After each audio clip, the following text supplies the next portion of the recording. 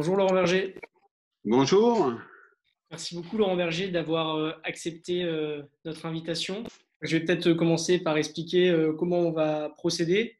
Après quelques questions d'actualité, on abordera des questions sur lesquelles on vous entend peu en ce moment, comme l'avenir du syndicalisme, la jeunesse ou encore les mutations du monde du travail. Et en fonction du temps qui nous restera, il y aura des questions du public. Donc n'hésitez pas, cher public, à écrire vos questions sur le chat du live.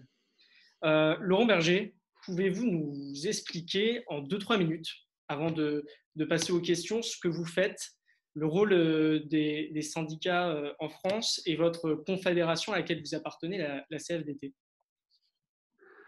En 2-3 minutes, mais on va le faire. Bonjour à toutes et à tous, merci de l'invitation. Le rôle d'une organisation syndicale, c'est la défense, pour prendre un mot un peu daté, une expression un peu datée, c'est la défense des intérêts matériels et moraux des salariés, des travailleurs. Dit autrement, notre rôle, en tout cas tel que le conçoit la CFDT, c'est évidemment de défendre les salariés.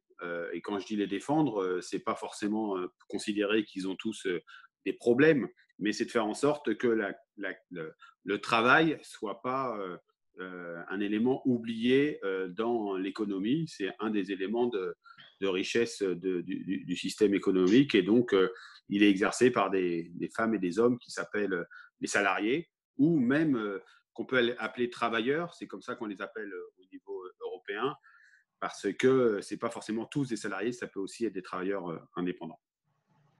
Et les défendre, ça veut dire faire en sorte que leur organisation de travail, leur situation de travail soit respectueuse de leur intégrité physique et mentale, faire en sorte qu'ils reçoivent les fruits d'une redistribution de la richesse créée à travers une rémunération, mais aussi des dispositifs d'intéressement, faire en sorte qu'ils aient une protection sociale adaptée aux aléas de leur parcours professionnel et parcours de vie, et faire en sorte qu'ils aient un emploi qui soit de bonne qualité. Voilà le rôle, le cœur de métier, pour dire en très peu de mots, d'une organisation syndicale, en tout cas de la CFDT. Mais la CFDT considère aussi qu'elle a un rôle à jouer dans la société, parce que un salarié n'est pas qu'un salarié, c'est aussi un citoyen. Et donc, nous considérons que nous avons aussi un rôle pour contribuer à l'intérêt général. Et donc, ce qui fait un peu notre singularité dans le paysage syndical français, c'est que nous n'avons pas une logique, sans qu'elle soit péjorative dans ma bouche, corporatiste, au sens centré simplement sur l'intérêt des salariés et de nos mandants, mais nous essayons d'avoir un regard un peu large sur la situation globale, qu'elle soit sociale, sociétale, démocratique ou économique. Je ne peux pas faire plus court.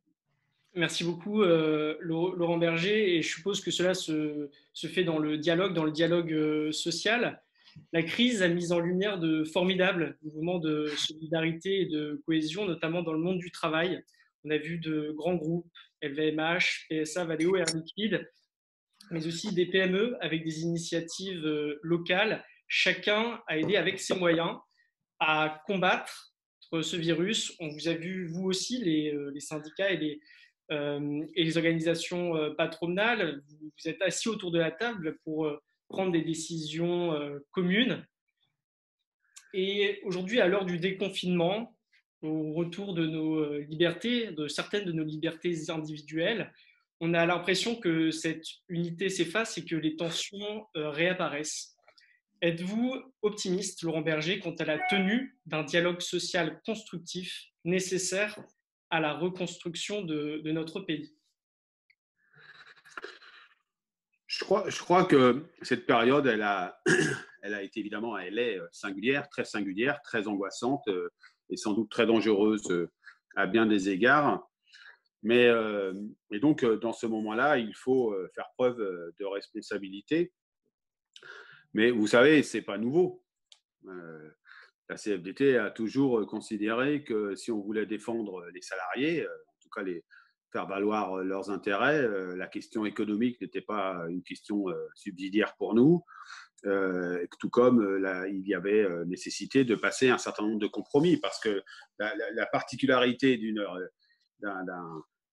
comment dire, d'une démocratie, c'est qu'elle est traversée d'intérêts qui sont parfois contradictoires. Et l'entreprise est aussi traversée d'intérêts partagés, évidemment, mais aussi d'intérêts contradictoires, et que c'est la capacité de les faire se confronter d'un point de vue démocratique, positif, qu'on peut faire émerger des solutions et des compromis. Mais il n'y a ni unité pendant le début de cette crise. Il y a eu responsabilité des uns et des autres. On a réussi à faire une déclaration commune à 8 en disant qu'il fallait maintenir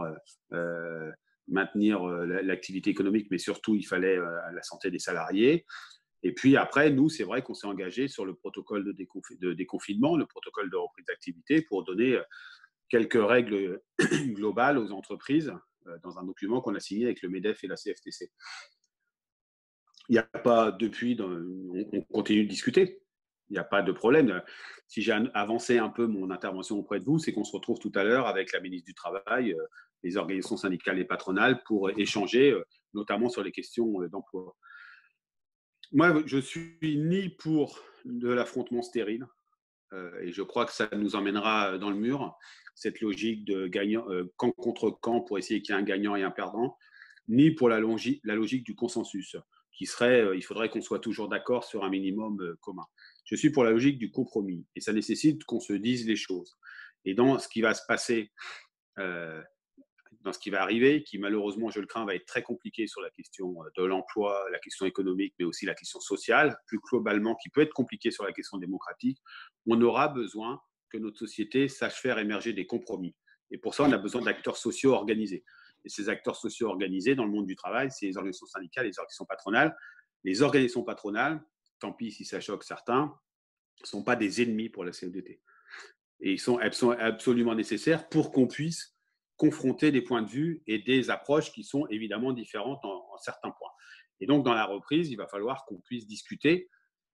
Moi, ce que je souhaite, c'est que ce ne soit pas on-off et qu'on continue comme avant. Ce qu'on traverse met en exergue un certain nombre de problématiques. Soit elles creusent des inégalités qui étaient déjà existantes, soit elles interrogent sur la finalité de l'activité économique, et parfois elles interrogent aussi fortement sur l'organisation du travail. Eh bien, je souhaite qu'on puisse, par le dialogue social, à l'avenir, continuer de construire des compromis, mais j'espère que ça ne sera pas dans le même cadre que précédemment, c'est-à-dire dans des logiques qui sont des logiques parfois des formes de négation de la légitimité de nos interlocuteurs. Moi, je pense qu'il ne faut pas nier l'intérêt, la légitimité de ceux qui sont en face de nous en termes d'interlocuteurs, mais il faut faire valoir ces propositions. Donc, vous savez, il faut toujours passer assez vite sur l'écume des choses pour regarder ce qui se passe en profondeur. Et c'est quelqu'un du bord de l'océan qui vous le dit. Quand ça secoue aussi beaucoup en dessous. Et donc, l'écume, il ne faut pas trop s'en préoccuper. Il y aura toujours des attaques, des choses comme ça entre les acteurs. Moi, j'essaye de ne pas m'y prêter beaucoup. J'en suis plus victime qu'émetteur la plupart du temps. C'est comme ça. Mais je pense qu'on a un dialogue qui est correct avec certaines organisations patronales aujourd'hui, mais qui mérite de passer aux actes en termes de propositions concrètes pour l'emploi demain. On va avoir un gros problème. Pour la relocalisation d'un certain nombre d'activités. Sur la question de l'organisation du travail et la question de la redistribution des richesses. Ça fait déjà un beau programme si on veut se mettre autour de la table, comme vous dites, pour dialoguer. Et justement, sur ces mutations du monde du travail, en 2017, le cabinet McKinsey estimait qu'à l'horizon 2030, entre 75 et 375 millions de travailleurs dans le monde devraient avoir besoin de changer de catégorie de métier et acquérir de nouvelles compétences en raison de l'automatisation et de l'intelligence artificielle. Comment la CFDT se prépare-t-elle à cette transformation radicale du monde du travail ? D'abord, il faut toujours se méfier de ce sentiment que la radicalité, ce serait une espèce de moment T, de moment M, pardon, où on passerait d'une situation à une autre. C'est déjà une situation en cours.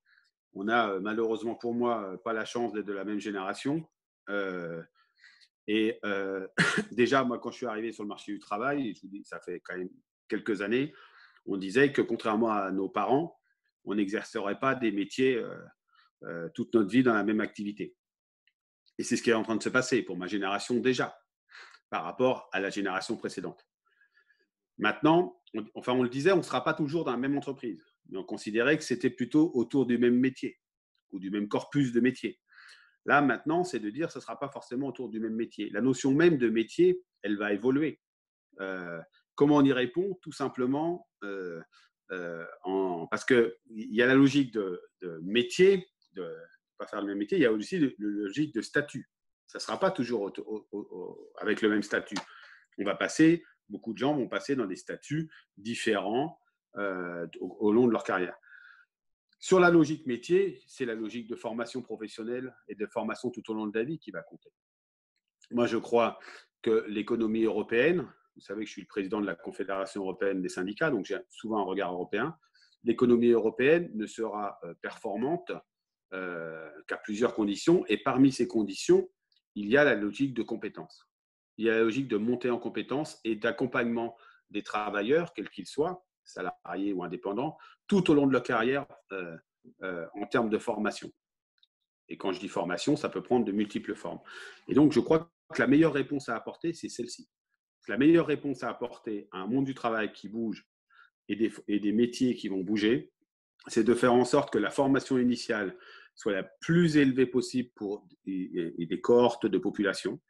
Et quand je dis la plus élevée possible, c'est de considérer qu'il faut une montée en compétences globale, pas de quelques-uns simplement.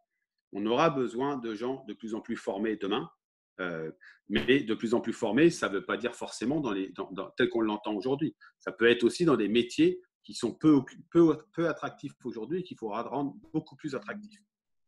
Et ensuite, avoir une logique de formation tout au long de la carrière professionnelle. Quand je parlais des métiers qui sont peu attractifs, qu'il faudra rendre beaucoup plus attractifs, je pense notamment à ces métiers qui, aujourd'hui, font la démonstration qu'ils sont absolument essentiels à la subsistance de chacun pendant le confinement, mais qui sont très peu considérés. Je pense notamment au métier des services à la personne.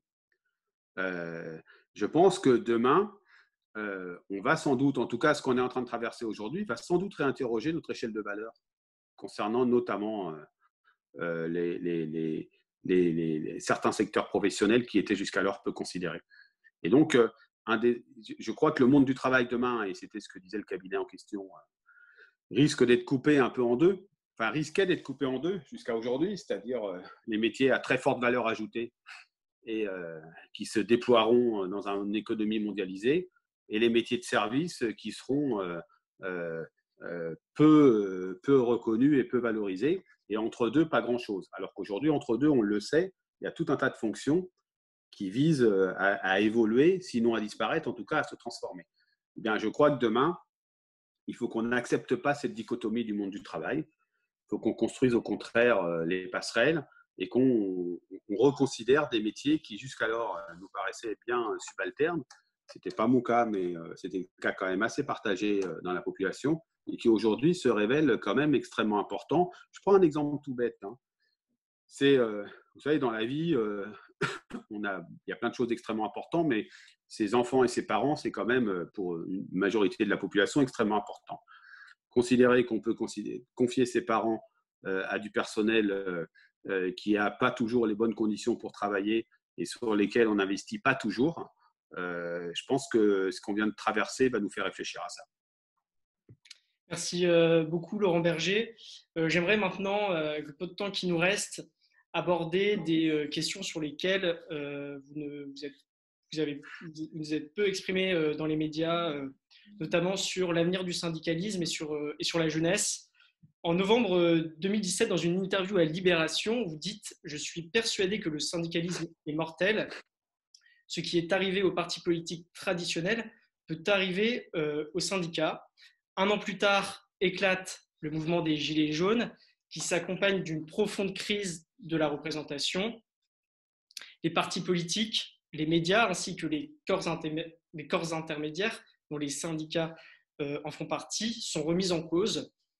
Je parle bien au niveau national. Ne craignez-vous pas que des mouvements sociaux trop hétéroclites pour être représentables évincent les syndicats de leur place d'acteurs incontournables dans les revendications sociales?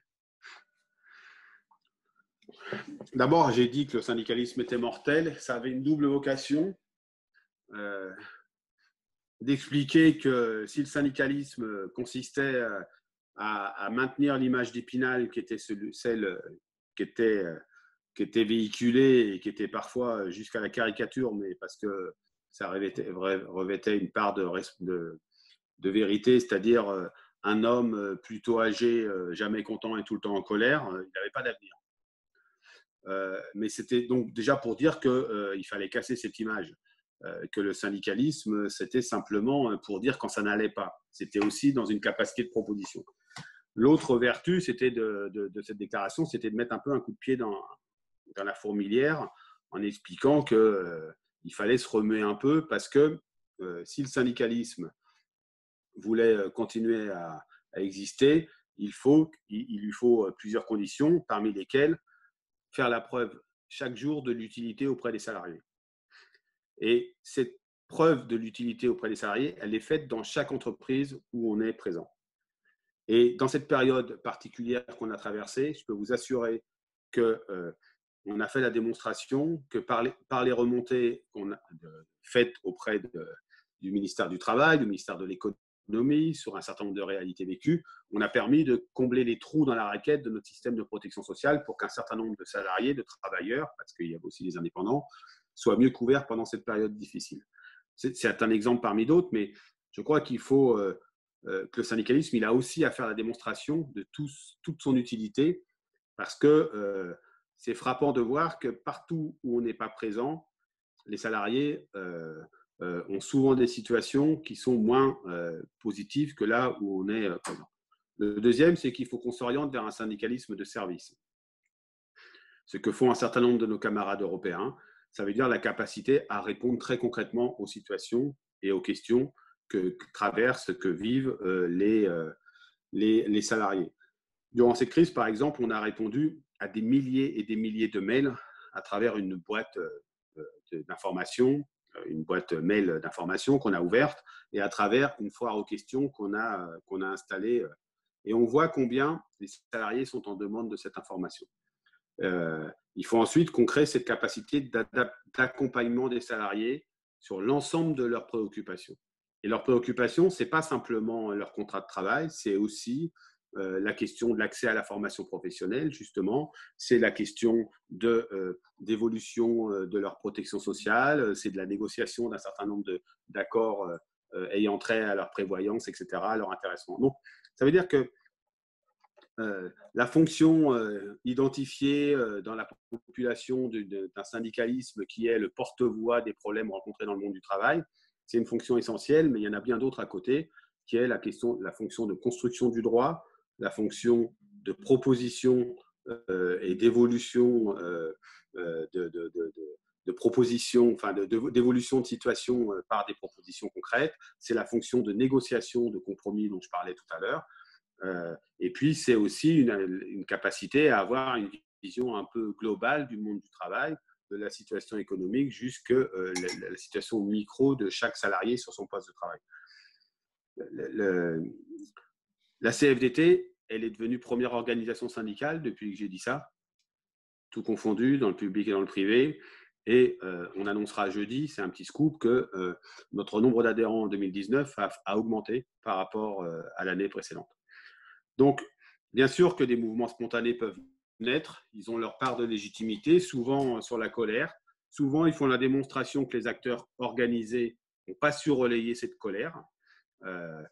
Donc, c'est une interrogation qu'on a eue au moment de la crise des Gilets jaunes en disant mais pourquoi des situations qui sont exprimées, qu'on exprimait par ailleurs, finalement, ce n'est pas nous qui sommes les porteurs aujourd'hui.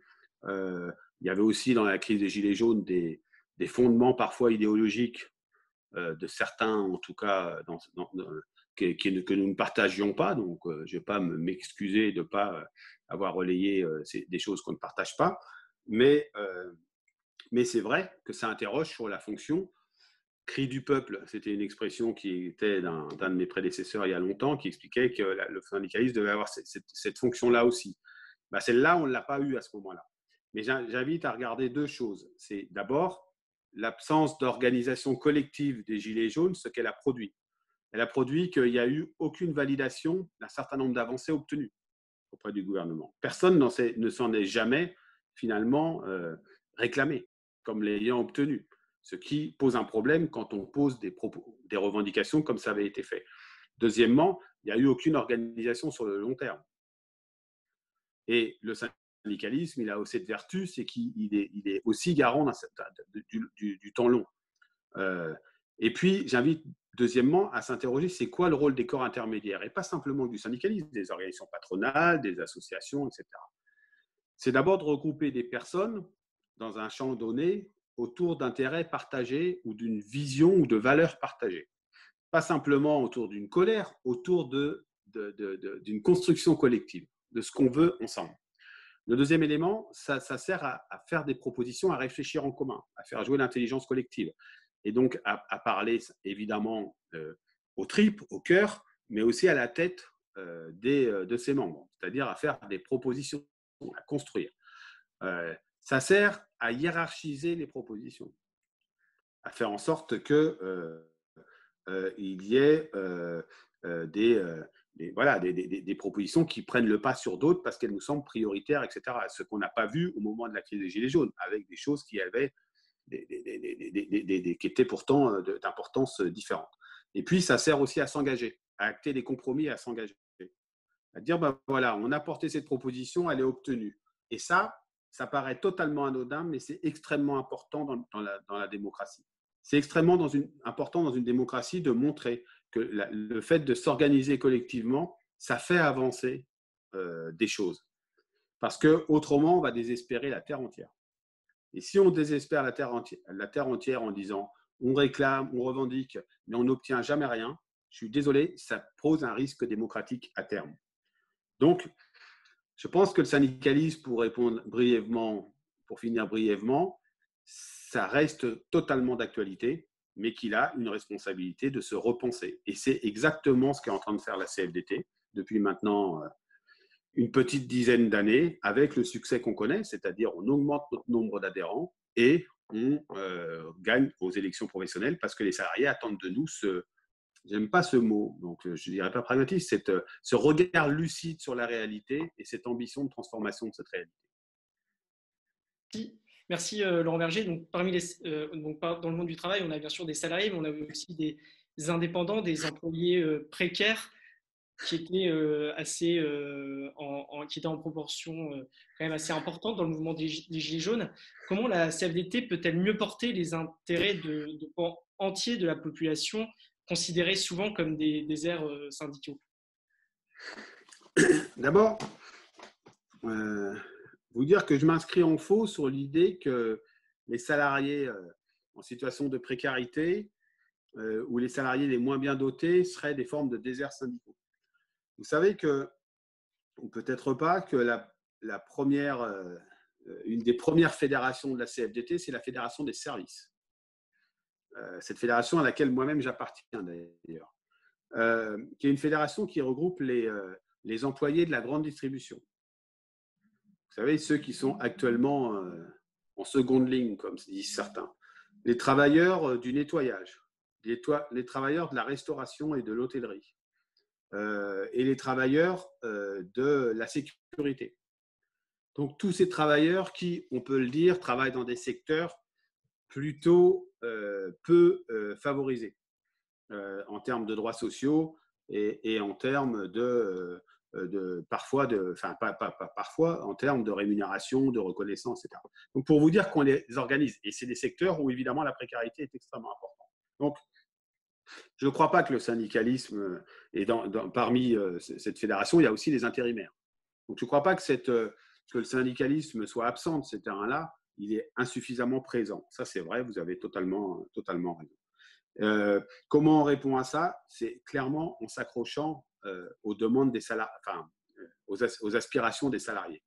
Et ces aspirations, elles sont très simples dans ces secteurs-là. Elles sont un travail de meilleure qualité, un emploi de meilleure qualité en termes de conditions, c'est-à-dire la fin de la précarité, et ils sont une forme de reconnaissance, y compris salariale. Mais ce n'est pas simple dans ces secteurs-là, parce que les secteurs que je vous ai cités, ce sont souvent des secteurs qui sont en bout de chaîne de valeur, qui sont les sous-traitants, et donc sur lesquels on tire les prix. Et avec des patrons qui parfois nous disent vous êtes bien gentils, mais comme on est pressuré, alors ce n'est pas le cas de tous les employeurs de secteur, hein, mais comme on est pressuré par la grande entreprise qui se porte plutôt mieux, mais qui a une logique low cost avec ses sous-traitants, on a du mal à redistribuer une richesse qu'on ne crée pas suffisamment parce qu'on n'est pas reconnu à notre juste utilité sociale. Demain, une partie de la réponse, elle tient aux grandes entreprises. Elle tient aux grandes entreprises dans leur capacité d'assumer une responsabilité sociale à l'égard de leurs sous-traitants ou des entreprises qu'elles font intervenir. Voilà, donc il faut qu'on porte ça. C'est difficile parce que la précarité est assez développée dans ce secteur-là. Et ce n'est pas seulement dans ce secteur-là. J'en prends un autre, c'est le maintien à domicile. Je parlais tout à l'heure de la reconnaissance des métiers du service à l'humain. Eh bien, tant qu'on n'acceptera pas que notre société paye à hauteur du service rendu les opérateurs de ce secteur-là, eh bien, on aura des situations de précarité. Donc, tout ça, c'est aussi des choix collectifs. Il n'y a personne qui décide à la place d'autres. C'est en tout cas beaucoup d'entre nous qui avons les réponses, y compris dans les responsabilités qu'on occupe ou qu'on occupera demain. Pour les travailleurs indépendants, ce sont des travailleurs qu'on dit indépendants pour beaucoup d'entre eux, mais qui sont extrêmement dépendants économiquement, qui sont souvent, alors moi je pense notamment aux travailleurs des plateformes, mais ce n'est pas les seuls. Et bien là, la CFDT, elle a créé un regroupement avec l'Union des entrepreneurs indépendants, l'Union des indépendants, pour créer une plateforme syndicale. On a créé une plateforme syndicale qui chez nous s'appelle Union, qui vise à apporter un certain nombre de droits à ces travailleurs indépendants. Ça veut dire un certain nombre de couvertures sociales, qui vise à revendiquer collectivement aussi, et à responsabiliser leurs donneurs d'ordre, en l'occurrence, notamment en termes de rémunération minimale, mais aussi de conditions de travail, et qui vise aussi à organiser du dialogue social, c'est-à-dire de la confrontation avec les donneurs d'ordre pour ces salariés, enfin pour ces travailleurs de ces secteurs. Donc, on a pris conscience de ces nouvelles situations de travail. Elles sont pour certaines difficiles. Je pense notamment à tout ce qui est lié à la mobilité, au transport, aux livreurs. Pour d'autres, elle est moins compliquée dans l'exercice du métier, mais elle appelle quand même à une protection sociale, à une protection des salariés en tant que telle, et qu'on est en train d'organiser. Je vous invite à aller voir cette plateforme qui s'appelle encore une fois Union. Et on revendique ensemble avec l'Union des indépendants un certain nombre d'avancées sociales auprès du gouvernement et des donneurs d'ordre. Intimement lié à cette question de la représentativité, la jeunesse. Seuls 5%, Laurent Berger, de moins de 35 ans, adhèrent à une organisation syndicale contre 11,2% pour l'ensemble des salariés. Pourtant, on voit les jeunes très actifs, notamment dans les nouveaux mouvements sociaux, écologistes, féministes. Comment expliquez-vous ce décalage ? Ce décalage, il est lié à l'image dont je parlais. Il est lié à une entrée dans la vie active retardée par rapport à... Nous, on le voit dans nos statistiques d'adhérents. Le nombre de 25-30 ans est à hauteur de ce que vous dites. Et dès qu'on passe une barre de 29-30 ans, elle est, en tout cas pour la CFDT, elle s'accélère. Donc, je pense qu'il y a une question d'image, il y a une question aussi de mode d'organisation. La délibération collective, ça prend du temps. Et donc, parfois, nos modes d'organisation qui sont très structurés apparaissent très lourds à un certain nombre de jeunes. Pour une raison simple, c'est qu'on est sans doute beaucoup plus à l'heure de la rapidité et à la réaction rapide. Voilà, donc il faut qu'on fasse cet effort-là. Mais vous savez, la CFDT, elle est mobilisée sur tout un tas de sujets. Vous parliez de féminisme. Personne n'a attendu la génération actuelle pour être féministe. La CFDT, c'était une des organisations qui apportait l'égalité salariale, le droit des femmes à disposer de leur corps, le respect de l'intégrité des femmes face au machisme et aux violences, et qui est toujours reconnu pour ça d'ailleurs. Sur la question écologique, on est aussi extrêmement impliqué, vous le savez, aujourd'hui dans un collectif qui s'appelle le Pacte du pouvoir de vivre, avec beaucoup d'ONG environnementales, mais aussi des associations de lutte contre l'exclusion ou des associations regroupées au sein du mouvement associatif. On est 55 aujourd'hui et on porte cette double ambition de transition écologique et de justice sociale. Et ce n'est pas nouveau. Il y a 40 ans, la CFDT sortait un livre qui s'appelait « Les dégâts du progrès », qui mettait en avant que les risques de pollution, on parlait plutôt comme ça à l'époque, visaient d'abord les plus fragiles parce qu'on habitait souvent à côté de l'usine dans laquelle on travaillait. Voilà. Après, les modes de mobilisation ont beaucoup bougé. Les réseaux sociaux, la façon de communiquer a énormément bougé. Le syndicalisme, il doit aussi bouger pour être plus attractif. Le syndicalisme, je rappelle, c'est aussi une forme d'engagement qui s'inscrit dans un temps un peu long et on sait que les engagements aujourd'hui sont beaucoup plus ponctuels. Donc, c'est aussi à nous de créer ces conditions-là. Mais il n'y a aucune institution démocratique qui est en grande forme aujourd'hui. Quand vous regardez le taux de confiance, le taux d'adhésion, si vous voulez regarder le taux d'adhésion dans les partis politiques, regardez le nombre de lecteurs pour un certain nombre de médias, etc. etc. Et ça veut dire que chacun de ces acteurs-là doit s'interroger sur ce qu'il fait, sur est-ce qu'il est adapté aux réalités, à des générations qui émergent dans le monde du travail ou en tant que citoyen. Mais on n'a aucun intérêt à considérer que tout ça est du monde du passé et qu'il faut faire autrement. Parce que le autrement, on ne sait pas ce que c'est. Ou alors, ça peut être une forme de dictature de l'immédiateté, de la facilité, de l'opinion la meilleure, c'est la mienne, et pas celle que j'ai confrontée avec des collègues. Et ça, c'est très risqué aussi démocratiquement. Donc, je crois qu'on a besoin, dans une démocratie, de davantage de participation citoyenne. Et ça, on voit bien que ça émerge de plus en plus. Il faut le permettre, l'organiser sans l'emprisonner. C'est très important. On a évidemment besoin qu'on continue de subsister une démocratie élective où on donne une majorité, on donne de la responsabilité à des gens qu'on élit et qu'il est hors de question dont il est hors de question de remettre la légitimité en cause aussitôt l'élection passée, ce que les Français adorent faire. Mais au milieu de tout ça, il faut aussi une société civile organisée qui, en ce moment, par exemple, dans les territoires, fait beaucoup de solidarité. C'est vrai pour le syndicalisme, c'est vrai pour les associations. Ça ne veut pas dire que tout ça n'a pas à se réorganiser, à prendre en compte un besoin d'émergence d'expression citoyenne beaucoup plus forte, d'expression des travailleurs beaucoup plus forte, mais on ferait une grave erreur si on considérait que tout ça n'avait pas son utilité, parce que je vous rappelle que toute société, toute démocratie qui a voulu passer d'un rapport du dirigeant à son peuple n'a pas forcément bien tourné. Merci Laurent Berger. Avant de passer aux questions au public, j'aurais une dernière question sur un thème que vous venez d'évoquer, le pacte du pouvoir vivre. On l'a vu, la crise a souligné l'inégalité au sein de notre société, l'accès à l'Internet, l'accès à l'éducation, les insécurités de l'emploi. Et d'autre part, l'hémisphère nord vient d'enregistrer son hiver le plus chaud jamais enregistré.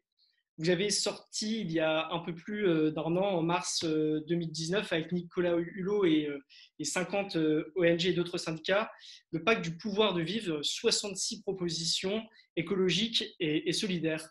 Pensez-vous qu'un an après, que ces propositions vont enfin être entendues et appliquées? Je n'en sais rien alors où je vous parle. Ce qui est sûr, c'est que lorsqu'on a sorti ces propositions, c'était en pleine période des Gilets jaunes, c'était pour expliquer que l'absence de réduction des inégalités, c'est-à-dire qu'en gros, la persistance d'inégalités extrêmement fortes dans notre société, doublée d'une forme d'angoisse face à l'avenir, et notamment d'une incapacité à traiter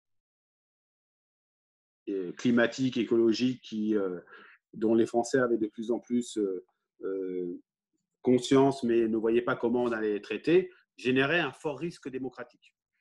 Ça, moi, je l'avais dit en septembre 2018. 3 mois après, il y avait le mouvement des Gilets jaunes. J'avais dit, il y a 2 bombes à retardement, les inégalités, la question écologique. Et si on ne traite pas ça, il va y avoir une flambée sociale d'une certaine manière et qui ne sera pas forcément facile à traiter.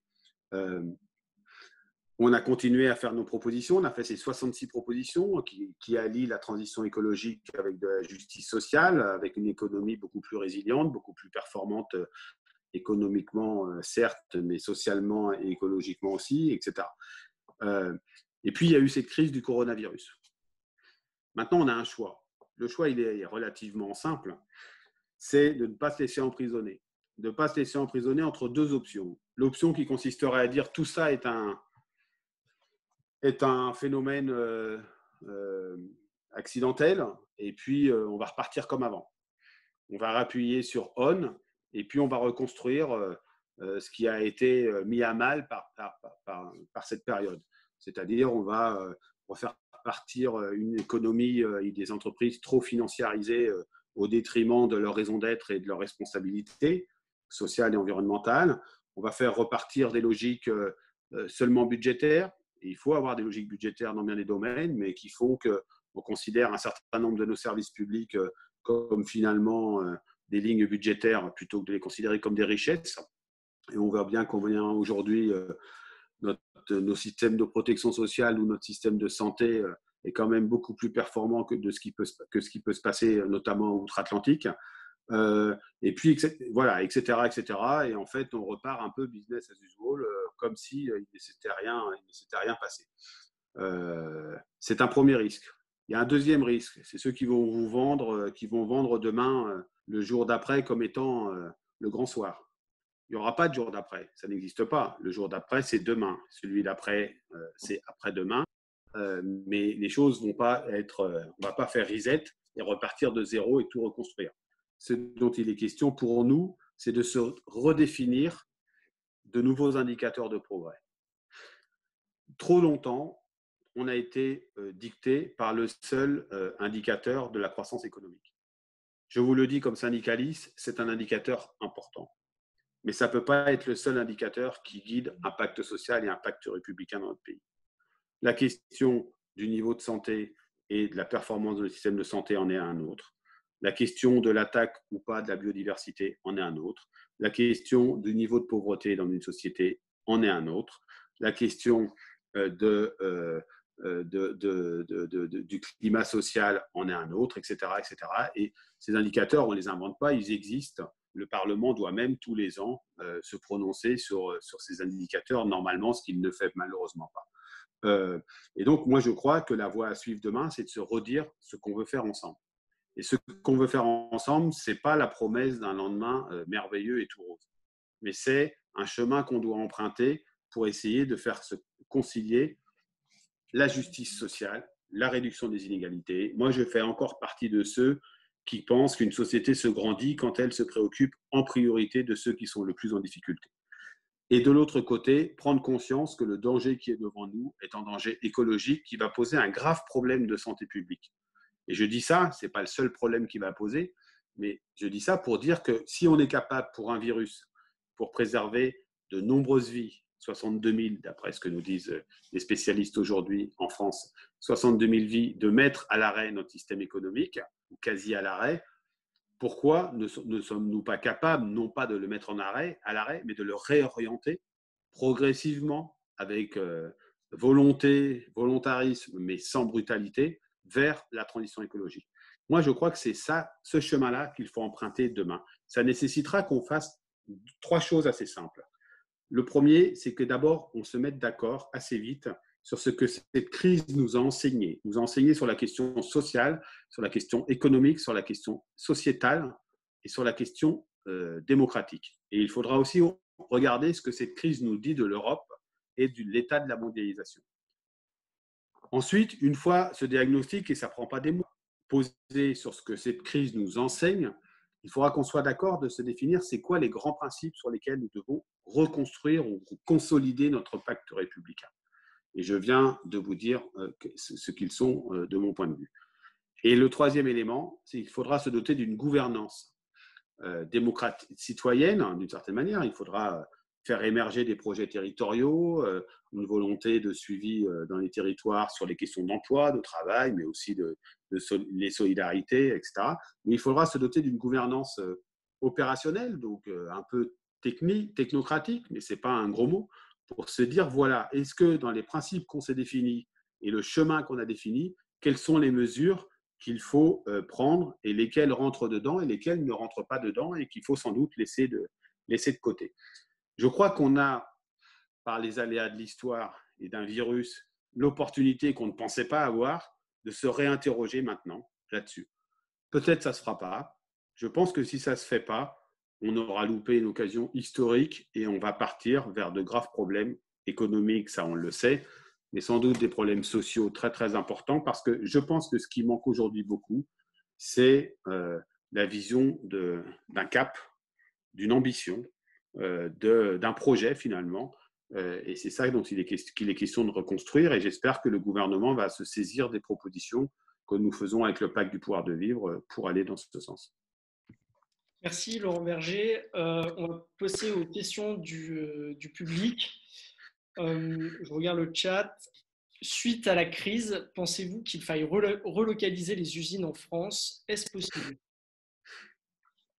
Oui, je pense qu'il faut relocaliser un certain nombre d'activités. Je crois que c'est possible. Je crois qu'il ne faut pas que ça devienne un slogan, qu'il faut regarder au cas par cas. D'abord, les secteurs les plus importants concernés. Évidemment, on pense tous à la santé, à l'alimentation, même s'il y a aussi une grosse capacité de production ici sur notre territoire, dans notre pays, mais aussi d'autres activités essentielles en termes de communication, par exemple. Il ne faut pas le faire de façon désordonnée qui romprait finalement les chaînes de valeur, parce qu'il n'est pas question de se retrouver dans l'incapacité de produire telle ou telle chose parce qu'on aurait cassé l'approvisionnement qui viendrait d'ailleurs de façon un peu brutale, donc il faut le réfléchir. Mais oui, c'est absolument nécessaire. Est-ce qu'il faut le faire d'un niveau seulement national? Je n'y crois pas. Je crois que c'est d'un niveau européen qu'il faut réfléchir. Parce que si on le fait, il y aura un surcoût de production. Heureusement, les salariés français, européens également, même si c'est évidemment très divers au sein de l'Union européenne, ne sont pas payés avec la même protection sociale que dans d'autres pays, notamment en Asie, où sont produits un certain nombre de produits. Donc, ça voudra dire que l'Europe, elle devra être moins naïve à ces fonds. Cette relocalisation, je prends un exemple, elle permettra de décarboner un certain nombre de productions parce qu'il n'y aura pas tous les coûts, le coût carbone de l'approvisionnement.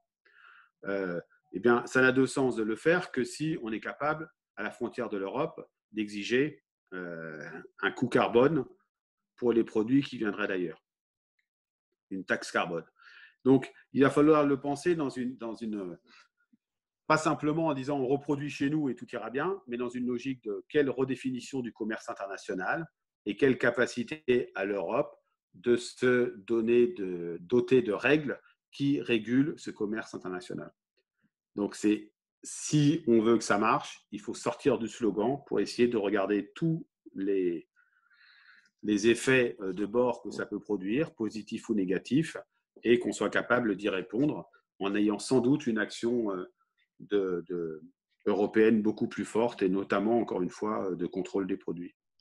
Merci. Est-ce qu'on a encore le temps pour une dernière question? Oui, pour moi, oui. Certains craignent des conflits sociaux pour septembre, bien plus importants que la crise des Gilets jaunes. Comment la CFDT peut-elle agir pour construire une vision de sortie de crise avec le gouvernement?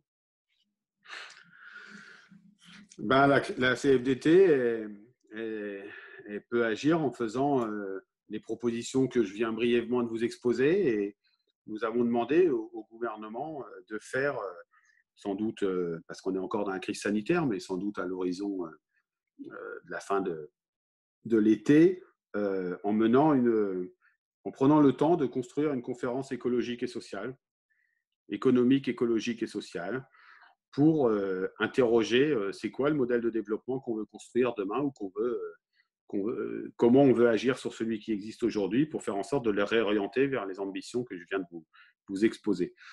Le gouvernement a le choix, il peut ne rien écouter, continuer comme avant ou considérer que les choses peuvent se faire à quelques-uns très compétents. Ou alors il peut écouter et essayer de co-construire avec la société civile, avec les acteurs locaux, avec les territoires. Moi, je crois qu'il y a beaucoup d'espace à la décentralisation demain sur un certain nombre de sujets. Et puis, de faire en sorte de faire émerger deux éléments qui me paraissent extrêmement importants.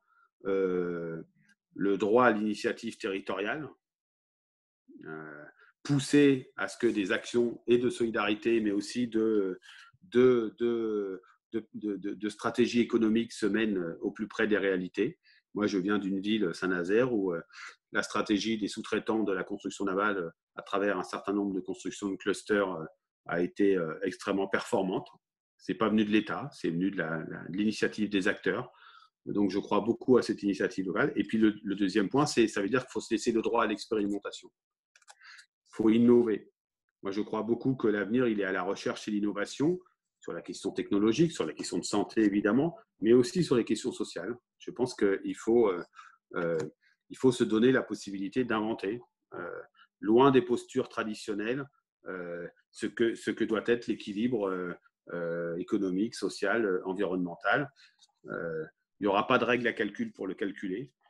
Ça sera beaucoup d'évaluation démocratique qu'il faudra construire. Le gouvernement, j'espère, sera sensible à ces arguments. Voilà, je pense que c'est plus facile de construire une vision, de faire croire qu'on peut tout au niveau national et que tout est dicté comme ça et tout s'applique. C'est une vue de l'esprit. L'État n'a plus la puissance qu'il a eue quand on était très jeune, en tout cas moi, pour imposer la mise en œuvre de choix qu'il faisait. Il s'est coupé d'un certain nombre de moyens. C'est trop tard pour y revenir. Donc maintenant, il faut le faire avec la société. On a la chance d'avoir des citoyens plus éduqués qu'à une certaine période. Eh bien, il faut jouer sur l'intelligence collective plutôt que sur l'intelligence technocratique. La deuxième est importante aussi, est nécessaire dans notre pays, mais elle ne suffira pas. Elle ne suffira pas parce que notre pays est traversé de graves fractures sociales, de fractures territoriales, mais aussi parfois de fractures idéologiques. Et quand je dis de fracture, parfois je pense qu'il est frappé de dur séparatisme entre les plus riches et les plus pauvres, entre les inclus dans le monde du travail et les exclus, entre les gens d'un certain nombre de grandes agglomérations et les autres dans des quartiers ou des territoires relégués, etc. Et si on veut construire du commun, il faut lutter contre cela et du coup, il faut construire un horizon partagé. Et moi, je crois que c'est ce que les Français souhaitent, en tout cas, c'est ce que les salariés souhaitent et on le voit dans une entreprise. Quand on est capable de se mettre d'accord sur ce qu'on souhaite, là où on souhaite arriver, eh bien, le chemin pour y parvenir n'est pas pavé de roses, jamais, ce n'est pas un conte de fées, mais on est capable de le construire par le compromis. Et moi, je n'ai jamais connu une démocratie qui pouvait fonctionner sans compromis. Merci beaucoup, Laurent Berger, d'avoir accepté notre invitation. Merci à vous. Merci. Bonne continuation.